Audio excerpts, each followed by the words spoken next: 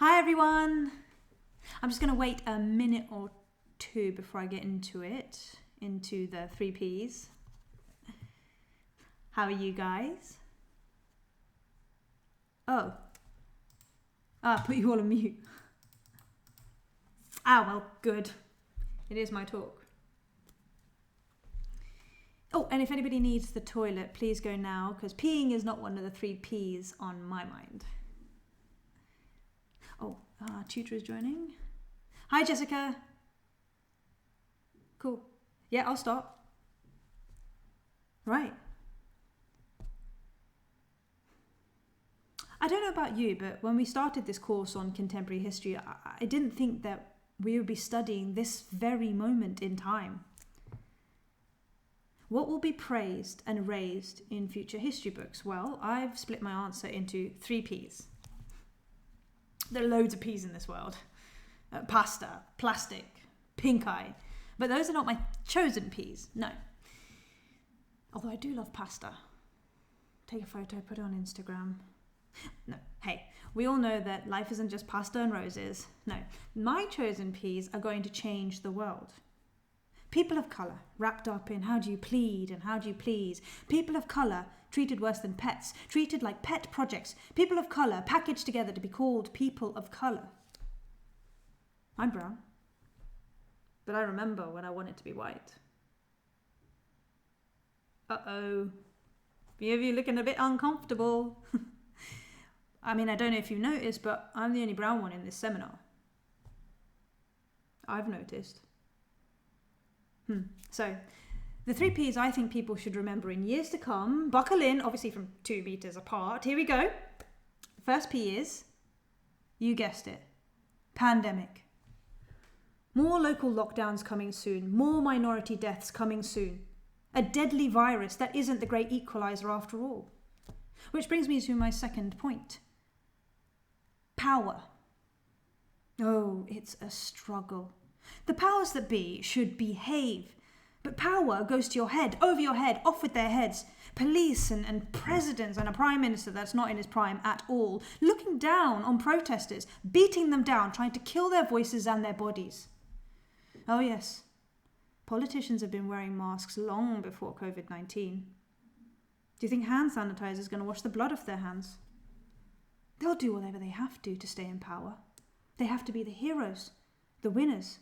Because remember, history is written by the winners. Although I do wonder if in 100 years' time the public will be forced to rise up again, band together and tear down a statue of Bojo this time. I'm lucky. I'm not the government's target. What a privilege it is to be seen as a good immigrant. So, this last P is for me. And I'm sorry, Jessica, I don't know if this is allowed, but sometimes history is personal. A while ago, I won this book. I didn't even buy it. I entered a competition and the prize was this book. Partition Voices, Untold British Stories by Kavitha Puri. I started reading this book. And I read and I read and I read, and then I had to put it down. There is pain in these pages. Stories of heartbreak and loss. Stories of friends suddenly being told they're enemies. Stories of people continuing and carrying on in the hardest of circumstances. Is it the British way to run away from a problem you just caused? And then when these problems come to the UK, you run at them calling them P words and worse. I spent so much time distancing myself from my heritage, hoping that people would see me as a true Brit. I'm guilty about that now. Ashamed of the need to play pretend.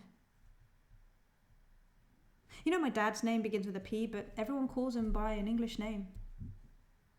I never thought about why. Untold British stories.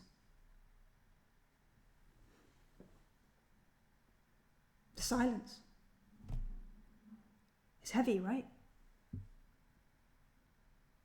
I didn't ask my grandparents about partition. didn't ask about their lived history.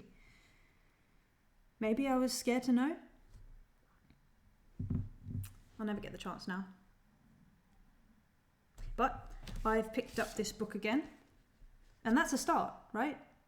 That's what we should be doing. Pick up the books that we weren't given in history class. Pick up the books written by our ancestors. Pick up the books that show us the truth. Pandemic, power, partition.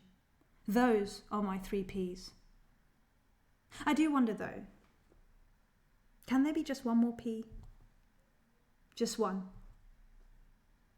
I think there has to be. Progress.